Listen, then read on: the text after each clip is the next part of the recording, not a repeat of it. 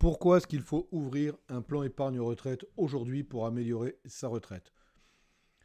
Aujourd'hui, dans ce podcast Préparer sa retraite, nous allons parler du plan épargne retraite qui, pour moi en tout cas, un outil puissant pour améliorer votre retraite et éviter les galères financières après 60 ans. Hein. On va essayer de casser certaines idées reçues et voir pourquoi ouvrir un plan d'épargne retraite ou PER, c'est comme ça que je vais l'appeler tout au long de cet épisode, c'est pas une option, c'est une nécessité. Je vais essayer de vous le démontrer et j'essaierai de vous expliquer que c'est important dès le plus jeune âge de prendre en main sa retraite. Même si c'est pas simple de le faire comprendre aux jeunes, j'ai des enfants et qui ne le comprennent pas. Alors, quelle est la réalité de retraite en France? Pourquoi est-ce qu'on doit parler de PER? Aujourd'hui, le constat il est simple, on en entend assez parler à la télé. La retraite par répartition ne suffit plus. Aujourd'hui, le taux de remplacement, c'est-à-dire le pourcentage de votre dernier salaire que vous toucherez en retraite, il est en baisse. Aujourd'hui, grosso modo, un cadre qui va gagner, je sais pas, on va dire 3 500 € par mois en fin de carrière, il n'aura peut-être que 1 800 de retraite. Alors, je ne sais pas vous, mais est-ce qu'on peut vivre avec 50% de son salaire en moins? C'est pas évident. Parce que les prix ne baissent pas quand on est à la retraite, c'est une certitude. Donc on vit plus longtemps en plus, donc on a besoin de plus d'épargne pour maintenir sa qualité de vie, ça c'est vraiment important. Alors, moi je pense très sincèrement que de compter uniquement sur la retraite qui va vous être versée par l'État ou par les différentes caisses, c'est risqué. On le voit, les réformes successives font qu'on a une incertitude sur les montants futurs. De plus, l'inflation fait que si on reprend notre exemple de tout à l'heure, 1 800 € de retraite aujourd'hui, ça n'aura peut-être pas la même valeur dans 5 ou 10 ans. Donc, à mon sens, il est besoin d'un complément pour sécuriser son niveau de vie, d'où l'intérêt de préparer un complément de revenu et de parler de PER. Alors, le PER, pour moi, en tout cas, c'est un outil incontournable. Alors, je le dis en plus d'autant plus aisément que cet épisode n'est absolument pas sponsorisé, il n'y a rien du tout. Je ne vais pas toucher de sous si je fais la pub du PER, donc je le fais en toute bienveillance. Donc un PER, qu'est-ce que c'est? C'est un compte d'épargne dédié à la retraite où vous allez placer de l'argent qui fructifie jusqu'au moment où vous partez en retraite. Donc par exemple, ça veut dire aussi que c'est de l'argent qui fructifie jusqu'au moment où vous allez partir en retraite. Ça veut dire que vous n'allez pas pouvoir le toucher. Sauf exception, vous n'allez pas pouvoir le toucher avant la retraite. Donc il y a différents types de PER. Il y a le PER individuel, celui que vous allez ouvrir vous-même. Le PER collectif que votre entreprise peut vous ouvrir. Et le PER obligatoire pour certaines professions. On ne va pas s'attarder là-dessus. Donc, les raisons majeures d'ouvrir un PER, parce que parlons-en. D'une part, une fiscalité ultra avantageuse. Vos versements, il faut le savoir, à condition que vous payez de l'impôt sur le revenu, bien évidemment, sont déductibles de vos impôts. Par exemple, si vous versez 3 000 € par an sur votre PER et que vous êtes imposé à 30%, vous allez économiser 900 € d'impôts. Donc c'est pas anodin. C'est quand même pas... C'est pas rien, quoi. Sur 3 000 € par an, il y a 900 € d'économie d'impôts. Donc finalement, il n'y a plus que 2 100 € qui sont sortis. De plus, au-delà de la fiscalité, c'est une capitalisation sur du long terme. Votre argent est placé et génère des intérêts. Alors que ce soit placé en fonds en euros, en actions, en obligations, j'ai envie de vous dire, peu importe. Ce que je peux vous dire, par contre, la certitude, c'est que sur 20 ou 30 ans, ça peut faire une énorme différence. Exemple. Un versement régulier de 200 € par mois, dès 40 ans, peut se transformer, alors j'ai fait faire le calcul à mon ami ChatGPT, ça peut se transformer en 80 000 € à la retraite. Donc encore une fois, ce n'est pas anodin grâce aux intérêts composés. C'est quelque chose qui est vraiment très fort, qui est très puissant. Donc si vous pouvez le faire, si vous pouvez placer 200 €, c'est génial. Si vous placez moins, ça fera moins forcément, mais ça sera toujours plus que de les dépenser ou de les laisser sur un compte courant.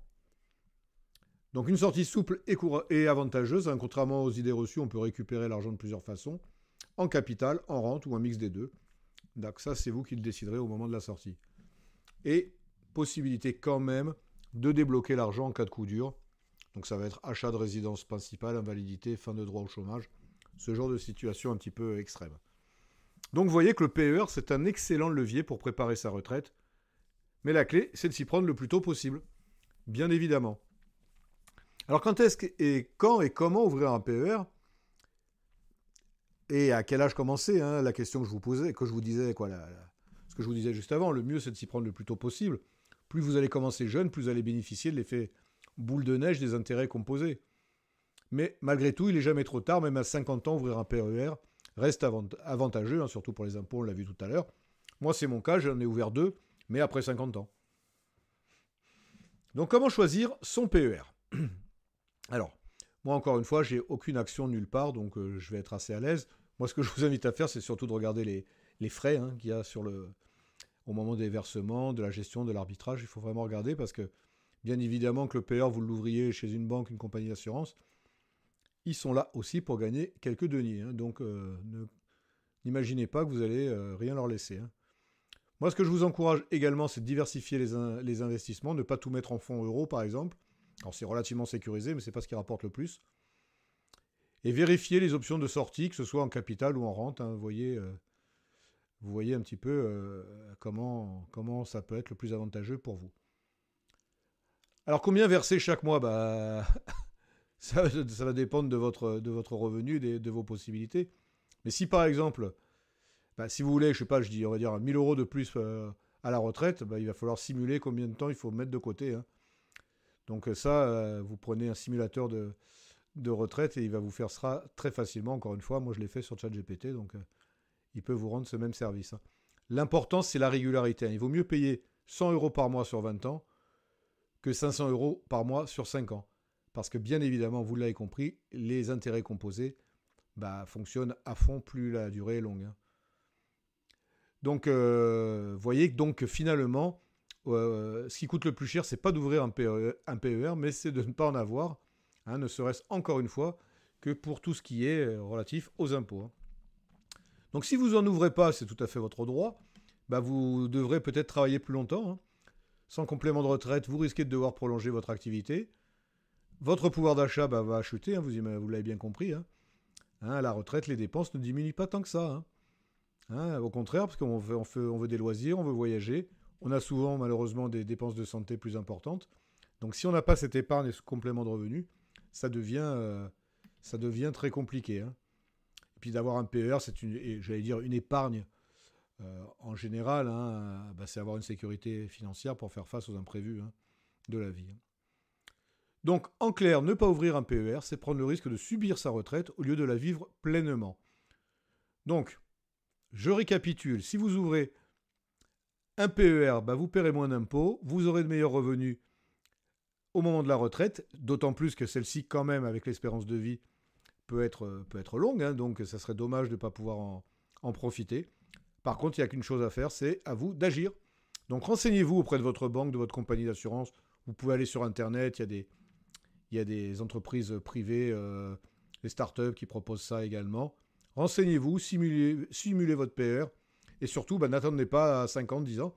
Commencez dès aujourd'hui, même si vous êtes jeune, que vous écoutez cet épisode, mettez 20 € par mois. Ça ne changera pas votre vie, mais par contre, ça pourra changer votre retraite. Donc voilà, si cet épisode vous a plu, et j'espère, merci de le partager, à le mettre une note maximale sur votre plateforme d'écoute préférée. C'est le meilleur moyen pour moi de développer, de continuer cette aventure du podcast qui est passionnante et prenante à la fois. Donc n'hésitez pas à me poser des questions, à faire des commentaires, à liker. Enfin, faites plein de choses. Ça sera super sympa pour vous.